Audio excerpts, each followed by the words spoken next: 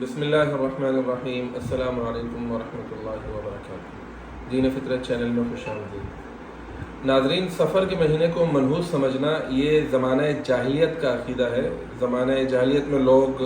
اس مہینے میں خوشی نہیں مناتے تھے، خوشی کی کوئی تقریب منعقد نہیں کرتے تھے، لیکن افسوس یہ ہے کہ یہ نظریہ نسل در نسل آج تک چلا آ رہا ہے، اور بہت سے لوگ اس غلط فہمی میں مبتلا ہیں کہ سفر کا مہینہ آسمان سے آفتیں نازل ہونے والا یا بلائیں نازل ہونے والا مہینہ ہے، اور اس میں خوشی کی کوئی تقریبات منعقد نہیں کرتے، اور ایک روایت حضور صلی اللہ تعالیٰ علیہ وسلم کی طرف منسوب کرتے ہیں، جس میں حضور صلی اللہ علیہ وسلم نے ارشاد فرمایا کہ جو مجھے سفر کے مہینے کے ختم ہونے کی خوشخبری دے گا، میں اسے جنت کی بشارت دوں گا۔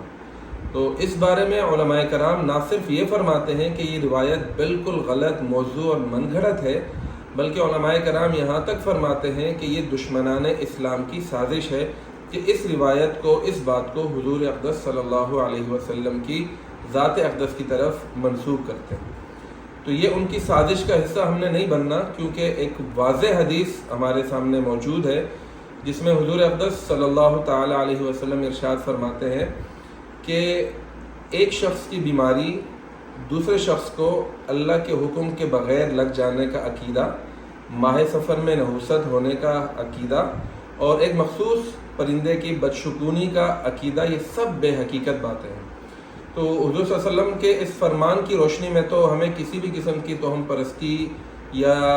اس طرح کے عقائد میں نہیں پڑنا چاہیے، نحوست والے عقیدے میں، جب حضور صلی اللہ علیہ وسلم کی اس طرح کی واضح حدیث موجود ہو۔ یہ اس لیے ہوتا ہے کہ ہم آگاہ رہنے کی کوشش نہیں کرتے، باخبر رہنے کی کوشش نہیں کرتے، بس جو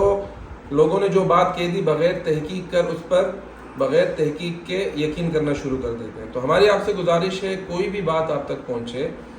خاص طور پر کوئی حدیث آپ تک پہنچے،